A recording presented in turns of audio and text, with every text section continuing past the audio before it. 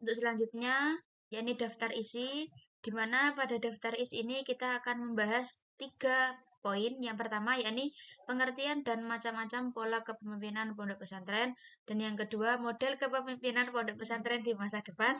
Dan yang ketiga, dampak pola kepemimpinan pesantren terhadap kehidupan sosial santri dan lingkungan sekitarnya.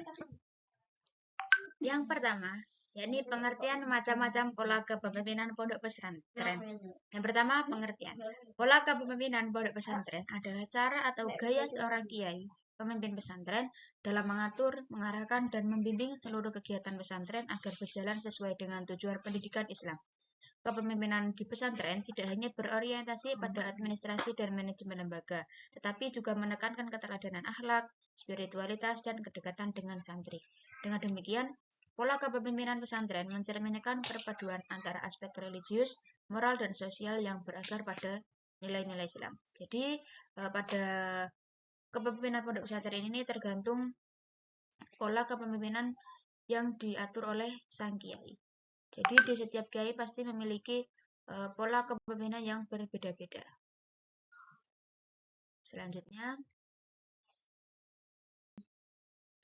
Selanjutnya adanya macam-macam pola kepemimpinan dalam mengatur pondok pesantren. Yang pertama yakni kepemimpinan karismatik, di mana kepemimpinan karismatik ini bertumbuh pada daya tarik pribadi, kewibawaan, dan pengaruh kuat seorang pemimpin. Jadi setiap pemimpin memiliki daya tarik pribadi atau kewibawaan tersendiri. Yang kedua yakni kepemimpinan kolektif atau musyawarah. Jadi pada kepemimpinan ini pemimpin menekankan adanya pengambilan keputusan bersama. Jadi antara pemimpin dan bawahannya ketika mengambil keputusan itu mengambil keputusan secara bersama. Dan yang ketiga yakni kepemimpinan demokratis. Kepemimpinan demokratis ini memberi kesempatan luas kepada anggota untuk berpartisipasi. Namun keputusan akhir tetap berada pada pemimpin. Jadi pada kepemimpinan demokratis ini pemimpin memberikan semua anggotanya untuk meluapkan atau memberikan opsi-opsi ataupun pendapat-pendapat mereka, tetapi di setiap pengambilan keputusan tetap diambil oleh seorang pemimpin. Terus yang selanjutnya adanya kepemimpinan otoriter. Kepemimpinan otoriter ini memiliki kendali penuh atas keputusan dan kebijakan tanpa melibatkan anggota. Jadi kepemimpinan otoriter ini pemimpin tidak melibatkan anggotanya dalam mengambil keputusan. Jadi anggota tidak adanya ikut campur dalam mengambil keputusan. Dan kepemimpinan otoriter ini pure hanya diambil oleh seorang pemimpin saja. Dan yang kelima yakni kepemimpinan transformasional.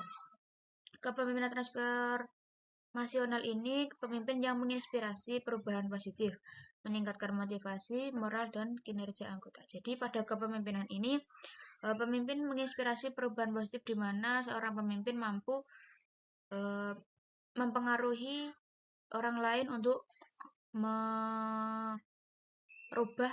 ke positif.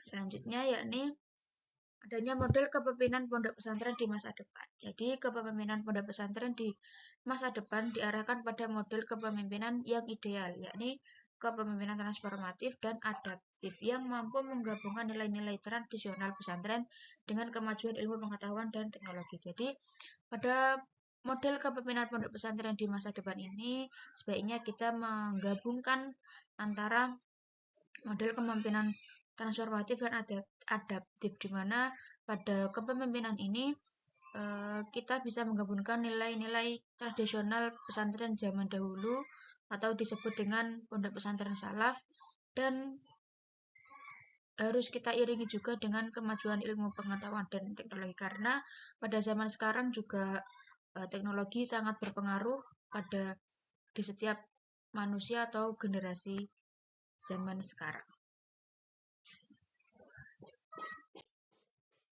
Terus selanjutnya adanya dampak pola kepemimpinan pesantren terhadap kehidupan sosial santri lingkungan sekitarnya. Dalam dampak pola kepemimpinan pesantren terhadap kehidupan sosial santri dan lingkungan sekitarnya sangat besar. Kepemimpinan kiai yang berlandaskan nilai-nilai Islam membentuk santri menjadi pribadi berakhlak, disiplin, dan mandiri, sehingga berpengaruh positif dalam kehidupan sosial mereka. Di lingkungan sekitar, pesantren menjadi pusat keteladanan moral, dakwah, dan pemberdayaan masyarakat, serta memperkuat hubungan sosial antara pesantren dan warga melalui kegiatan keagamaan dan sosial kemasyarakatan. Jadi dampak pola kepemimpinan pesantren ini sangat berpengaruh terhadap lingkungan di sekitarnya, di mana santri diwajibkan untuk memberikan pengaruh yang positif, yang di setiap santrinya memiliki akhlak yang baik, mandiri, dan berpengaruh positif kepada kehidupan sosial mereka. Cukup sekian yang dapat saya sampaikan. Apabila ada salah katanya yang belum dipahami maupun ada yang tidak dipahami, bisa kita berdiskusi bersama. Cukup sekian, saya akhiri. Assalamualaikum warahmatullahi wabarakatuh.